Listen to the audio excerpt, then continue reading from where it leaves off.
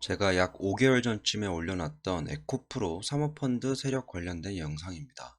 1년 전쯤에 내가 이걸 발행을 했고 1년 동안 보호 예수가 걸려가지고 지금까지 주가가 막 움직이는 동안에 얘는 이거 팔지 못했습니다. 1년 동안에 락이 걸린 상태였기 때문에. 근데 이번 달 27일 2022년 7월 27일부터 전환 청구 기간이 시작이 됩니다. 그리고 그 이후로 26년까지니까 3년하고 11개월 기간 동안에 이거를 1,500억 원치를 주식으로 바꿔서 상장시키고 올려서 팔아먹든 뭐 보유하든 할 수가 있습니다. 근데 이게 규모를 보면 총 발행되어 있는 주식 총수 대비 비율이 11%예요. 그러니까 지금 11% 정도면 생각보다 꽤 큰 규모입니다. 11%면 어느 정도냐면요. 11% 정도면 일단 이름티인 씨보다 많습니다. 이게 230만 주 되고 이름티인 씨가 지금 138만 9천 주 있는데 이게 업데이트 된 내용들을 봐도 한 요 정도 될 거예요. 그러니까 이동채 회장보다는 한 절반 정도 되고 이름TNC보다는 2배가 됩니다. 생각보다 굉장히 큰 규모입니다. 그래서 이 전환 청구 기간의 뭐 종료일은 사실 그렇게 중요하지가 않아요. 기본적으로 이 전환사채가 바꿔먹을 수 있는 기간이 시작되는 게 주주 입장에서는 중요합니다. 그때부터 예의주시를 해야 되기 때문이죠. 그럼 만약에 얘네가 이걸 만기까지 보유하고 이자를 받아먹고 원금 빼먹고 끝나는 게 아니라 실제로 주식으로 전환해가지고 상장시켜서 들어온다면 유통 물량의 상장 주식 수가 요만큼 더 들어오는 거고요. 이게 이 안으로 들어와가지고 한 2위 정도 되겠죠. 이름티인시보다 2배고 이동채보다는 절반 정도 되니까. 여기까지 들으면 뭐 지분 경쟁이 일어나는 거 아닌가라는 생각을 할 수도 있어요. 물론 그것도 배제할 수 없는 가능성 중에 하나입니다. 네, 여기서 좀 중요한 거는요, 여기부터입니다. 사채권자에게 사채권자 보유하고 있는 본사채를 발행회사 또는 발행회사가 지정하는 제3자 이하 매수인이라 한다.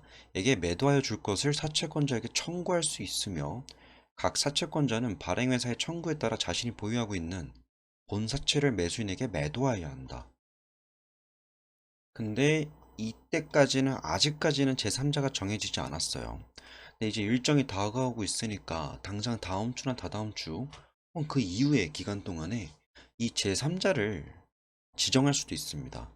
최대 할 수 있는 건 600억 원이에요. 근데 아까 위에 1,500억 원이었으니까 900억 정도는 시장에 막 우후죽순 풀릴 거고 600억 정도는 제3자에게 넘겨줄 수 있습니다.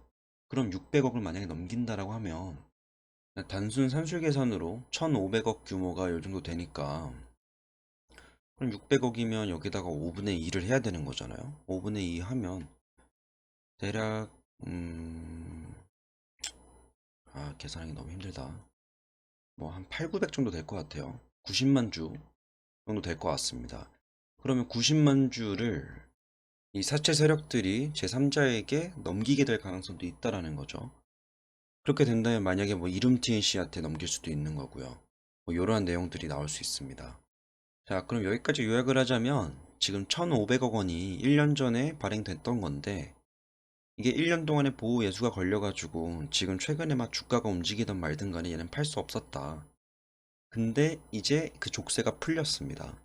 그러면 당장에 이거를 전부 다 시장에다 상장시켜가지고 거래를 한다면 우리 입장에서는 일반 주주들 입장에서는 내가 가지고 있는 한 주당 가치가 희석되는 겁니다.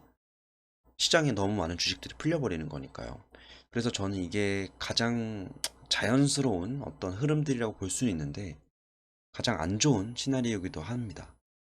그럼 제일 좋은 거는 이 1,500억 중에서 최대 줄 수 있는 게 600억 정도입니다. 600억을 제3자에게 지정해가지고 넘겨줄 수 있고요. 나머지 900억은 뭐 그냥 사채로 들고 있거나 아니면 시장으로 이렇게 흘러 들어올 수 있습니다.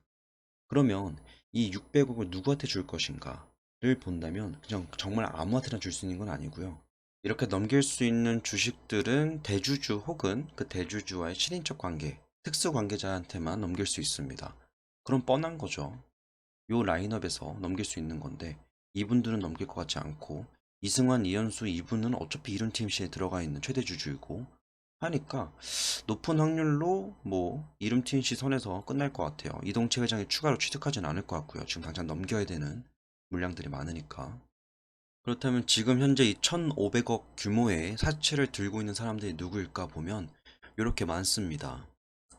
저의 관건은 뭐냐면 이게 예를 들어서 하나에서 한 3명 정도의 주체가 있다라고 한다면 이거를 단합하는 거는 쉬워요. 이렇게 많기 때문에 이들이 과연 단합을 해줄까? 라는 생각이 좀 있고요. 아까 말을 했던 것처럼 일부 물량을 제3자에게 넘길 수 있습니다. 그럼 이 모두에게 일괄적으로 너네 넘겨라고 하지 않고 뭐 몇몇한테 가가지고 이제 달라고 할 수는 있겠죠. 이러한 청구권을 행사하는 이벤트들이 나올 수 있습니다. 제가 이 이야기를 왜 하고 있냐면요. 작년에 아니죠. 올해 2월 달에 제가 5개월 전쯤에 이 이야기를 했었고 아직은 일정이 오지 않았다 라고 말씀을 드렸습니다. 근데 이제 그 이후로 5개월이 지났고 7월이 왔습니다. 이제 앞으로 한 뭐 2주 정도 후면 요게 풀릴 거예요. 1,500억 규모의 전환사채가 풀립니다. 이걸 CB라고 그러죠. 컨버터블 본드라고 합니다. 이걸 그냥 들고 있을 수 있는데 주식으로 바꿔 먹으면 우리가 지금 여기 안에서 노는 거잖아요. 유통 물량들이 이렇게 있어가지고 그 중에서 뭐 난 한 주, 뭐 두 주, 세 주 가지고 있는 거잖아요. 전체 크기 대비해서 내가 그 안에서 얼만큼의 지분을 가지고 있느냐가 결국에 투자의 관건입니다. 근데 이 사채 물량들을 대부분 악재라고 받아들이는 거는 이게 상장되어 가지고 붙어버리면 나는 그대로 있는데 전체 크기가 커지기 때문에 분모가 커지고 나는 그대로이기 때문에 그러면 이 가치는 떨어지잖아요. 요것 때문에 악재라고 표현하는 거거든요. 이게 1,500억이 만약에 7월 27일 날 모두 그냥 아까 말했다시피 이 여러 명이 누군가에게 넘기지 않고 우후죽순으로 상장을 해가지고 여기 붙고 여기 붙고 여기 붙고 해가지고 막 이런 식으로 상장을 한다 쳐요. 그러면 시중에 유통되는 물량들이 10%만큼 증가를 합니다. 규모가 요 정도면 꽤 큰 거예요. 그렇기 때문에 크게 두 가지 방향으로 주가가 움직일 수 있습니다. 뭐 주가라기보다는 회사의 상황이 첫 번째는 얘네가 이거를 아까 말씀드렸다시피 제3자에게 넘기는 방식이 있습니다. 이렇게 하면 가장 좋아요. 그러니까 물량들이 시장에 막 도는 게 아니라 제3자, 특히 이 둘 혹은 요 라인업까지 누군가 이거를 취득을 해준다면 오히려 지배력 강화가 될 수 있습니다. 지금 전체적인 상장 주식 대비해서 그들이 가지고 있는 게 되게 적어요. 5.68%면 그렇게 지배력이 강한 편이 아닙니다. 결국에 이거를 뭐 20%, 최대 20% 혹은 10%에서 15% 내지 정도로 앞으로 계속 지분을 채워 나가야 되는데 이런 기회가 오히려 좋습니다. 1,500억 어치를 채워오면 대략 230만 주가 들어온다고 하면 400만 주니까 사실상 이름 TNC가 아버지랑 지분이 비슷해질 수 있는 거거든요.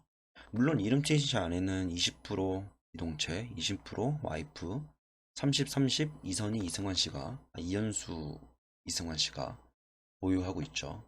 아다리가 딱 맞습니다. 왜냐하면 이 138만 9천 주가 있고요. 이선희 씨는 이동채 회장의 완전 가까운 형제였나 그랬을 거예요. 그러니까 이들에게는 고모였나 이모였을 겁니다. 그러면 이제 이룸틴 씨 안에 이동채 회장이랑 이승환, 이현수 이 두 분이랑 아내분, 엄마가 있고 이 두 분이 만약에 요거를 취득을 해서 233만 주를 취득을 하고 현재 가지고 있는 거 13만 8천 주 가져오고 기보유 중인 65만 주 가져오면 이걸 다 합했을 때요. 대략 뭐 300, 438만 주 아버지랑 지분이 비슷해질 수 있습니다. 그럼 결국에 에코 프로를 이룬트인 씨가 최대 주주로 등극할 수 있는 가능성이 보이는 거예요. 다시 한 번 더 내용들이 어려우니까 요약을 해드리면 이 1,500억이 시장에 풀리는 거는 기정사실입니다. 일부는 어쩔 수 없이 풀리는 거고 일부는 여기서 콜옵션을 행사를 한다면 제3자에게 넘겨줄 수 있습니다.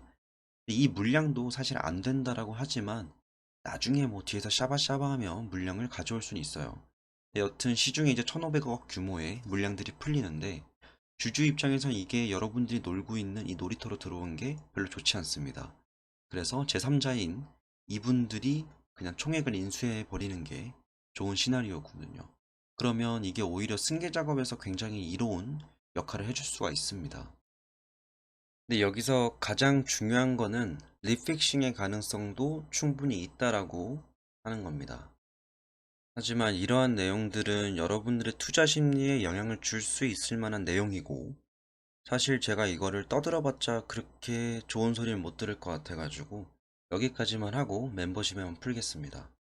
일단 오늘의 영상 여기까지고요. 7월 27일 날 풀리는 물량이 어떠한 방향으로 이 회사를 이끌어갈지 각자만의 현명한 판단이 필요한 시점입니다. 오늘의 영상 여기까지입니다.